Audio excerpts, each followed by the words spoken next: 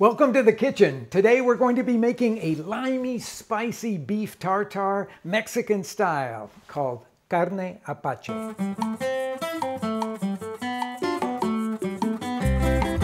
So obviously beef is the most important ingredient in a beef tartare, and what I'm using here is ribeye because I love the flavor of it, but you've got lots of different options. I always suggest that you grind the meat yourself if you're going to make a beef tartare.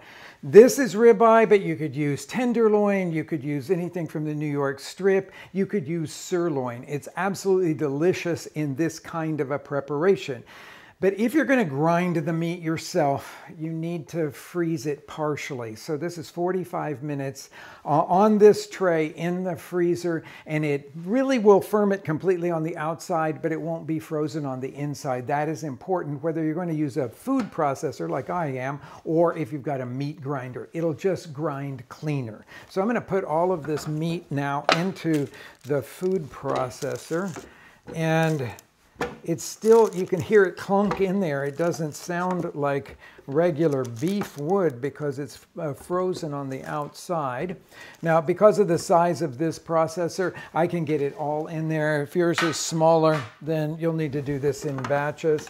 And I'm going to pulse it until it gets ground sort of coarsely, pieces smaller than 1/4 of an inch.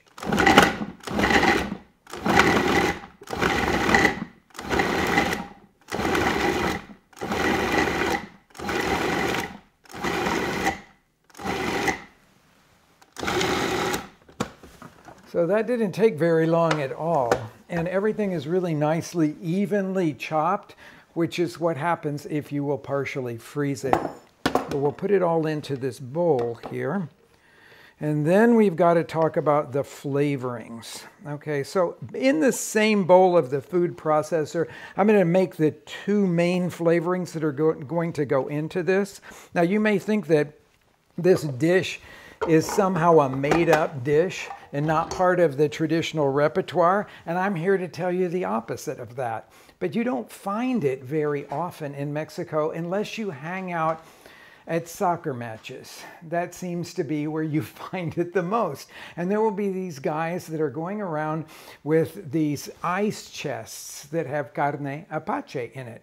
And it's made almost exactly the way I'm going to do it, except that they usually put a green chili like a serrano or a jalapeno in there and make it really spicy. And I'm going to use the chipotle chili because I love the flavor of it, but I love the way it makes it look. Okay, so we've got the meat to set aside over here. I am juicing fresh limes. You could almost think of this as a beef ceviche.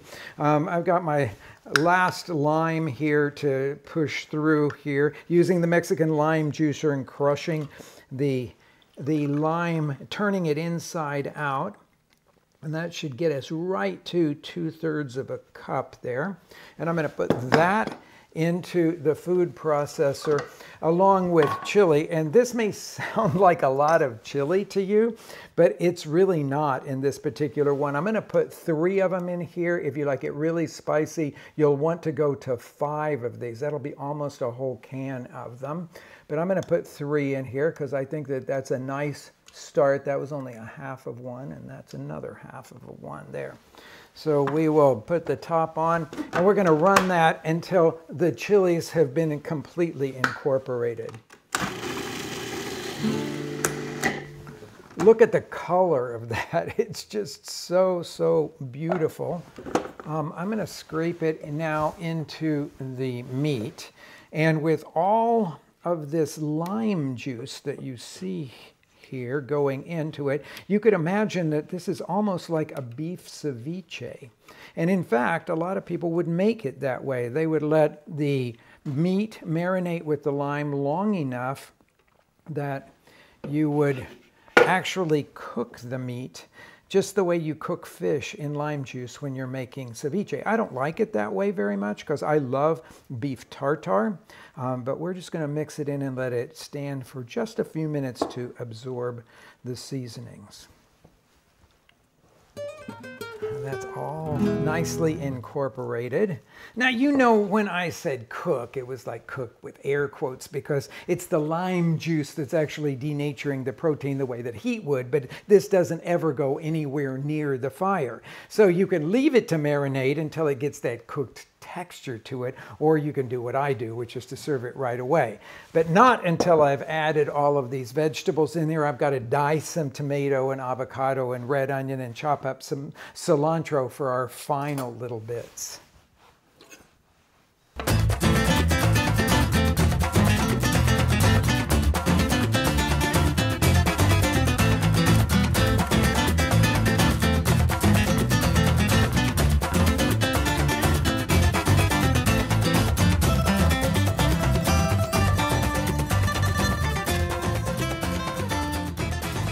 I'm rinsing off this red onion under cold water to take away that strong bite, that stuff that most of us don't like about raw onion. All I have to do is rinse it off like that, and then I shake off the excess water, and then it's going to go right over here.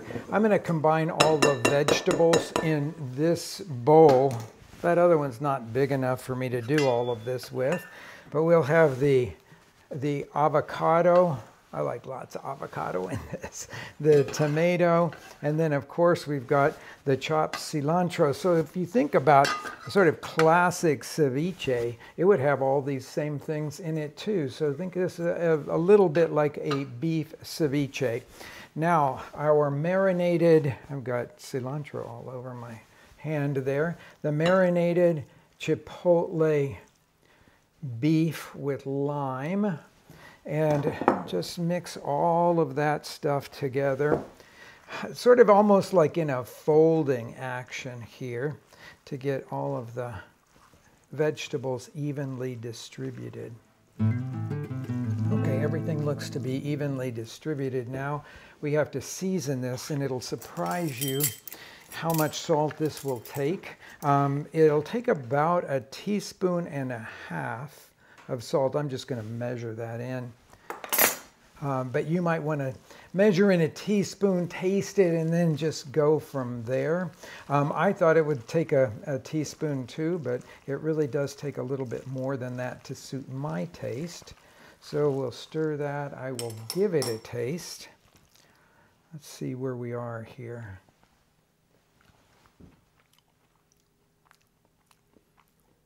That makes me happy.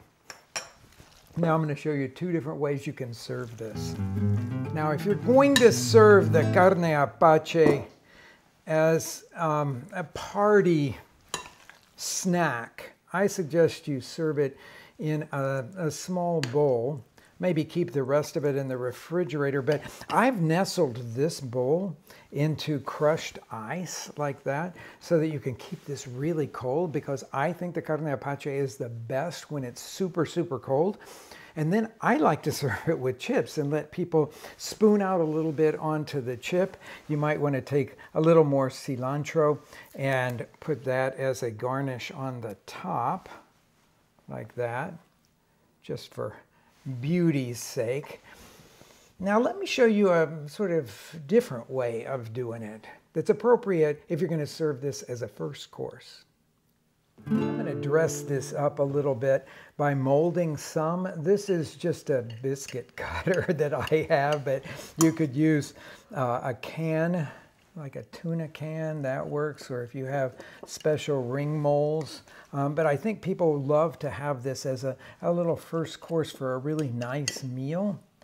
So just put it in there. Now you'll need to pack it lightly, just so that it'll hold its shape. And then very gently pull your mold up. And you can actually do this before the party starts. I'm going to take a few chips and just lay them on the side of this. Perhaps doing a little bit of chopped cilantro would be a nice garnish to go over everything, because you can just sprinkle it over everything in the plate as well. And you've got something that looks worthy of a restaurant there. I hope you enjoy this. I tell you, it's probably something that you've never thought of before, never tasted before, but if you haven't, you should.